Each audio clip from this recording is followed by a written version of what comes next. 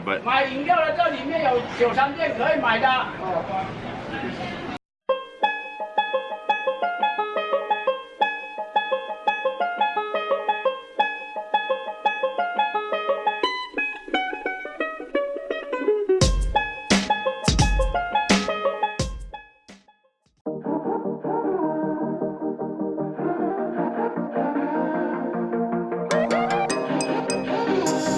Here at the Jim Thompson house.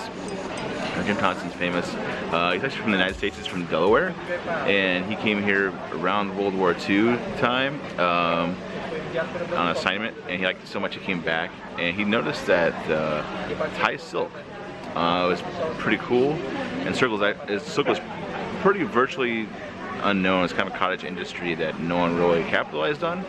So he actually was a designer. He's an architect by trade, but he's good at designing things. And so he brought back the craft to Thailand. And so kind of the boom for silk was because of him, this guy named Jim Thompson. And so he painstakingly crafted all these houses from around the area, brought them back here, and started a big silk empire. It's kind of cool. So we're going to take a look today to see what his compound's about, the life of Jim Thompson. And the cool thing, not the cool thing, but the weird thing about him is he disappeared. No one knows what happened to him. He was in the Malaysian jungle back in the 60s, I think, and no one ever saw him ever again. No clues, nothing. So let's check it out and see what Jim Thompson's all about.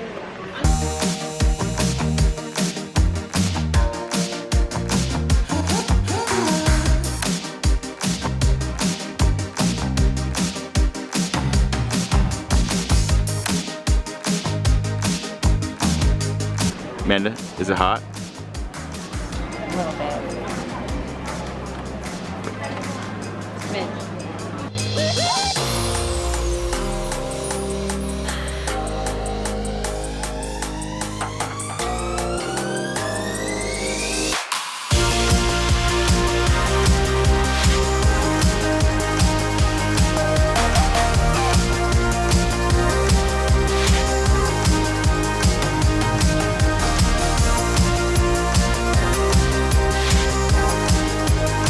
And now science tips with Amanda. I don't know if you guys have ever seen this particular kind of flower before. This is called a shampoo flower. And so they actually say there's shampoo in here. And if you squeeze it, there's a liquid that comes out of it. So if you squeeze it, you may see it in the back.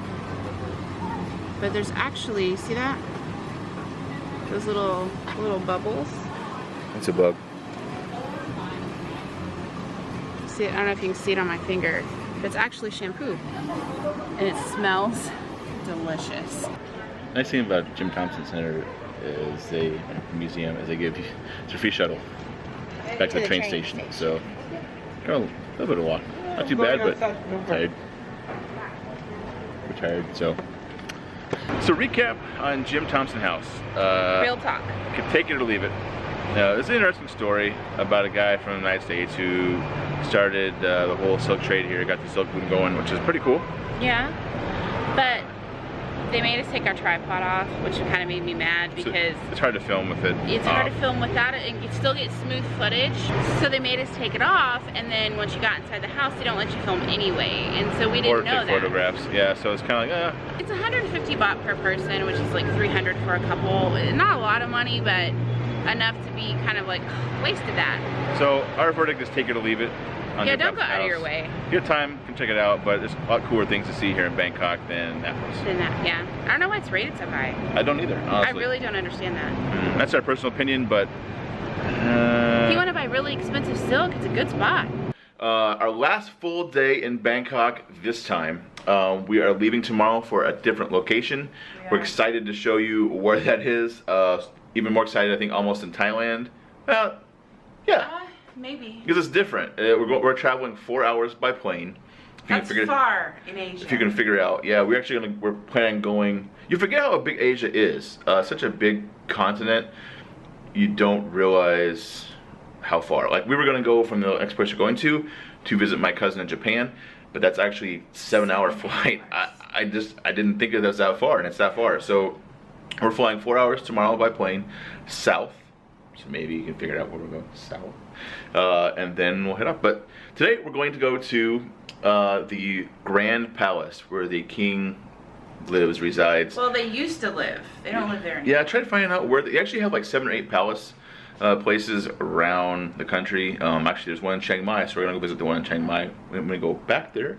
Well, we're doing it because it's the biggest one, and it's the ancient one.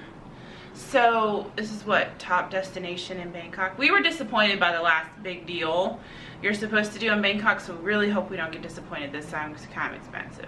Yeah, it's 500 baht per person, we think.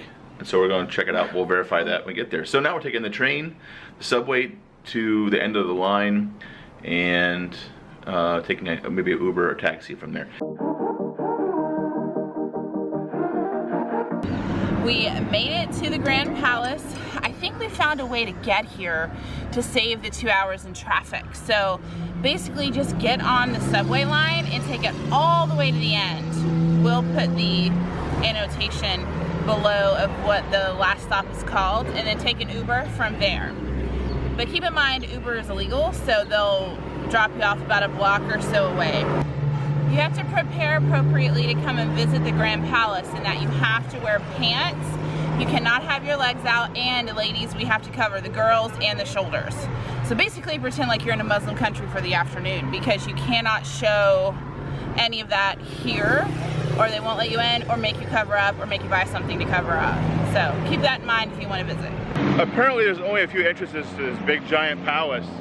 The Uber driver dropped us off across the street, but I didn't see any crosswalk or any activity across the street, so we kept walking along. I think we started turning right and went the wrong way. You actually could turn left, on the corner was another entrance. So we're literally walking around half of this complex, and it's long, and it's big. And it's hot. Yeah, it's hot.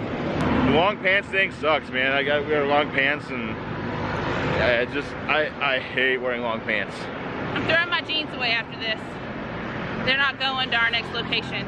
So behind me here is basically the equivalent of the Pentagon in the United States. It's the Department of Defense. And so there's a bunch of cannons outside, and no government building is without the big giant picture of the king, which is behind me over my right. And yeah, so it's right across the street from the palace. So we basically started from way down there, right there, all the way to the corner, and we walked all the way down the other length of it too. So we walked, wow, a lot of feet in hot weather. We're still going. Matt's hanging in the shade. Hot. It's hot. We're walking all the way around this thing. People down here. So I think it's a good sign. This better be the visitor entrance. That's all I gotta say. You gotta choke somebody?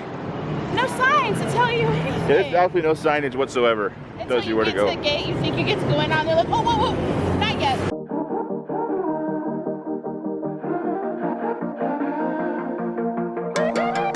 It's hot. I think I mentioned that once or twice before. Yeah, it's hot. But a lot of tourists. A lot of Chinese tourists. How to get a shot 101 at a place like this. Ignore them, because they have a little dude orchestrating their tour group, and that's all they care about, so you ignore them. 2, they will stand right in front of you and right behind your shot, not caring, so you kind of have to throw elbows or move them. And 3, yell. You get loud, they'll move. Well, we got our tickets, huge tickets, and now we're going to head into the palace.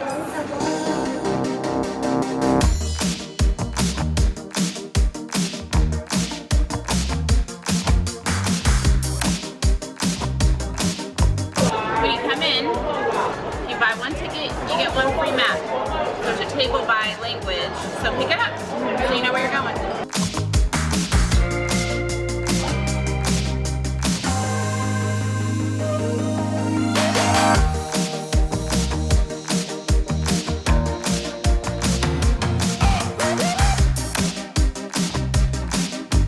Word of advice, when you see a sign that says no pictures and videos, they mean it. We didn't do it because we put our stuff away, but basically a Chinese man took his phone out and was taking pictures inside there, and it said not to. So the guard took it from him, took his phone, didn't just delete the picture, took his phone. Now he's gonna have to pay or bribe him to get it back. So They mean what they say in the signs.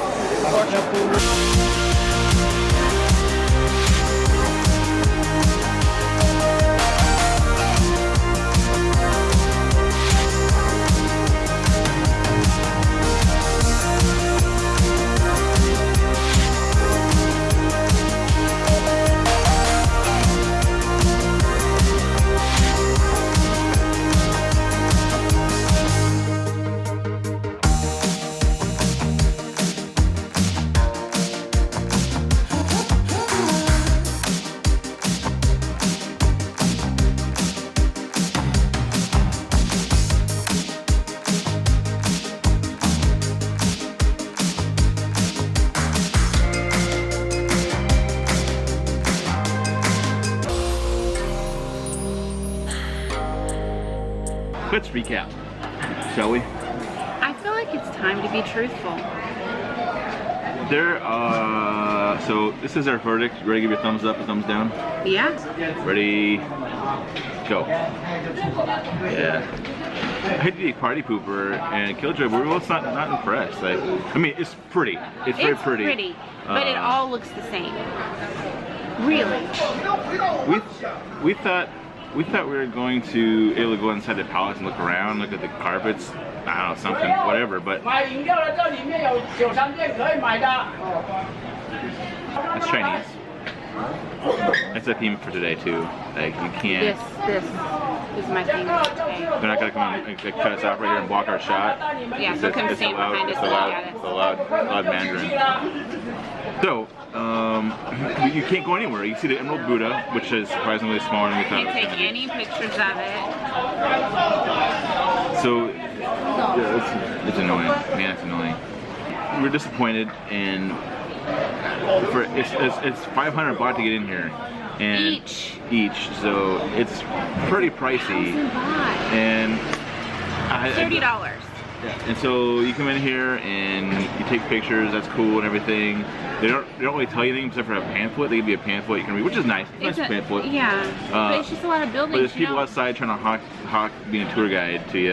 And I'm not sure how much it costs. I was going to actually go and see, but once you start hawking the price, they'll start wanting to haggle. I would have been angry if we had paid additionally for that and still not have been able to go inside. Yeah. There's a lot of this property you can't see. They cordon off, so they kind of make you hurdle you through this different things, and then you're done. You should come see Bangkok. That's not what we're trying to say. No, it's not what we're trying to say. What we're trying to say is other things out and around Bangkok you can do that's cheaper for better and get a better experience. There's tons of temples here.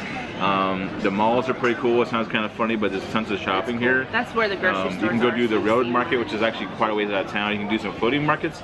All these things are on the weekend, and that's what we teach. We teach all day long, so we can't go see those things on the weekend. Yeah, we missed out on some things. So I think, what's your final verdict of Bangkok? How do you feel about it? Would you come back? Now that it's our last day here and we're leaving tomorrow, I think I'd come back here. I'd come back here. So if we had Bangkok's kind of the hub for Asia to travel around. So if we had a day layover or a couple day layover, I'd be okay with it. We could do it again.